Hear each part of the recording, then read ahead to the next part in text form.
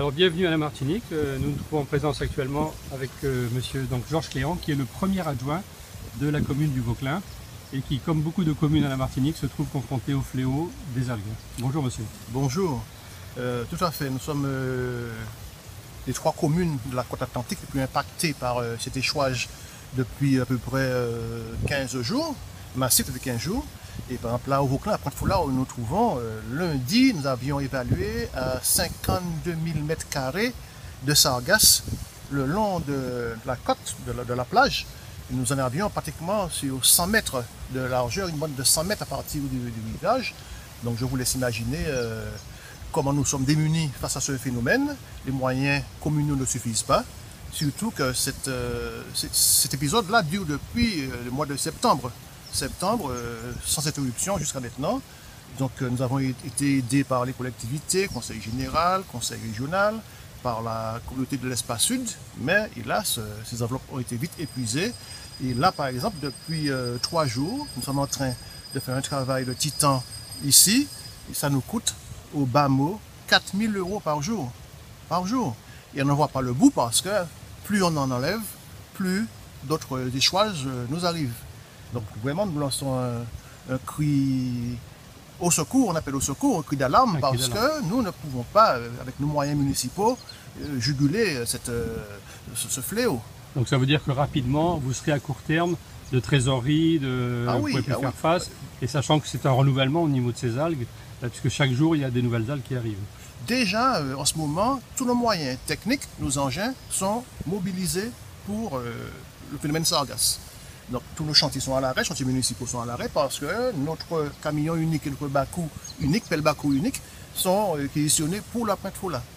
Alors nous avons en plus le service d'entreprise qui nous coûte 3 000 € par jour, avec un engin amphibie plus une pelle articulée de 18 mètres qui va chercher les algues dans l'eau. Mais très vite, nos moyens seront dépassés. Et nous lançons un appel vibrant pour que nous ayons de l'aide. On a appelé déjà ministre de l'Outre-mer, ministère de l'Écologie, on a écrit à tous nos députés pour qu'ils puissent intervenir et faire en sorte que ça bouge un peu plus au niveau de l'État, parce qu'en fait nous avons en face de nous une catastrophe naturelle, catastrophe économique, catastrophe écologique, catastrophe sanitaire, parce que beaucoup de citoyens souffrent de problèmes d'allergie, problèmes respiratoires. Et vraiment, nous attendons que cela soit pris à sa mesure. Déjà, lié au gaz qui se dégage, plus les odeurs qui sont insoutenables, là on ne le voit pas, mais c'est vrai que quand on s'approche, c'est intenable. Oui. Et est-ce que vous ne pensez pas qu'il y a une synergie, j'imagine, entre les communes? Déjà, est-ce que vous vous entraidez? Est-ce que vous avez envisagé de créer quelque chose pour avoir une action auprès de l'État français? Qu'est-ce que vous nous avons jusqu'à maintenant agi de manière isolée, mais bon, il faut dire aussi que nos communes sont fédérées en communautés d'agglomération, et au niveau de la communauté d'agglo de l'espace sud, qui regroupe les 12 communes du sud, pratiquement toutes côtières. Il n'y a que 3 communes qui ne sont pas concernées à l'intérieur du terre.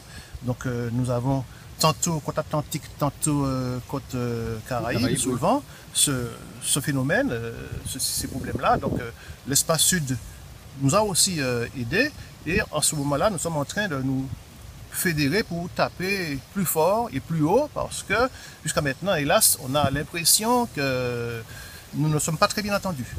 Et alors ici, c'est l'hiver, on peut imaginer qu'avec la chaleur de l'été, c'est quelque chose qui va s'accélérer peut-être au niveau des odeurs, peut-être au niveau des masses d'algues. Comment vous envisagez la saison touristique à venir, par exemple? La saison touristique à venir, en fait, là, il fait chaud tout le temps ici. Oui. La mer est tout le temps chaude. Bon, très bien. Mais en fait, ce sont les phénomènes de marée qui changent, les phénomènes de tempête. Nous entrons dans la période de tempête là, à partir du 1er juin, et puis la période d'hivernage. Et bon, nous espérons effectivement que quand il y aura de forts mouvements de mer, ça peut éventuellement les enlever, et les déposer ailleurs, mais forcément ça nous reviendra. Oui, ça reviendra l'année prochaine peut-être, parce que quand même, ça fait plusieurs années que ça existe. Mais de manière ininterrompue depuis pratiquement un an. Un an. On pensait que c'était un phénomène isolé en 2011, mais là, on doit se préparer à l'affronter de manière continue.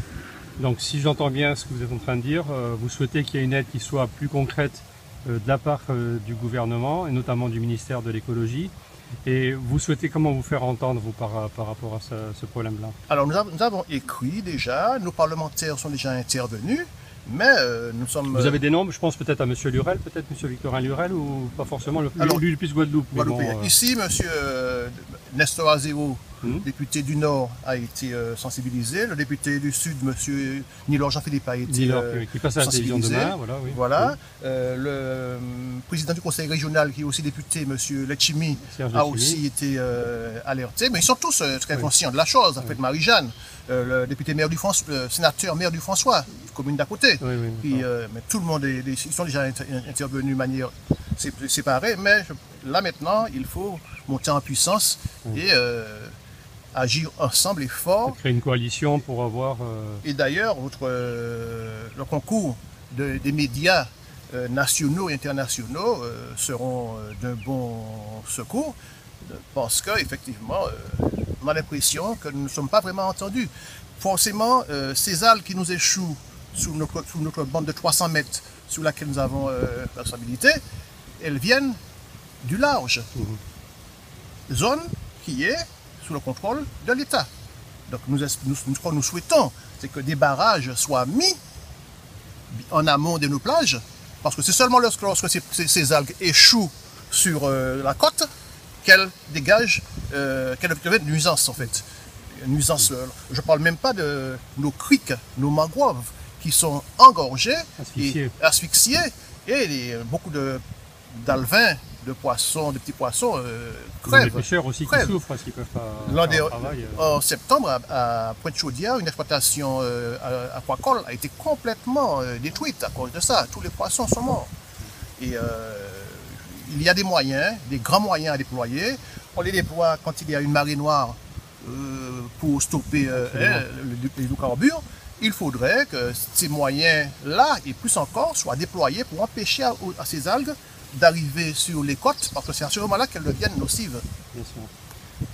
Donc vous restez vigilant.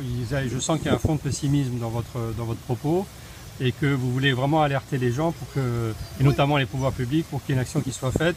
Bon, cette histoire de 300 mètres, c'est vrai qu'il va arriver un moment où ça ne servira plus à rien, parce que tout le monde sera tellement embêté que ni 300 mètres, ni pas 300 mètres, que ce soit les communes et l'État.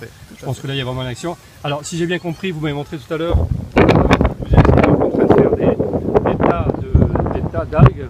Oui, nous intervenons dans l'urgence en ce moment. Voilà. Nous tentons d'enlever les algues de la mer, là où elles se décomposent, pour les entreposer sur la plage, sur le rivage. Et là, nous espérons que ça va sécher. Dès que c'est à terre, ça ne dégage plus d'odeur. Et nous espérons, pendant l'intervalle, que des solutions plus pérennes de valorisation seront mises en œuvre. Par exemple, nous réfléchissons à travailler avec des agriculteurs du Vauclin afin qu'ils puissent utiliser ces algues séchées sous forme d'épandage, de compost, de paillage aussi, puisque il faut bien trouver un exitoire pour ces algues. Il faut des solutions et rapidement. Tout à fait. Mais en tout cas, M. Cléron, je vous remercie. J'espère que votre appel vibrant et ô combien du cœur sera entendu. En tout cas, je ferai le maximum pour le transmettre avec mes moyens. En tout cas, nous l'espérons vivant parce que la population souffre.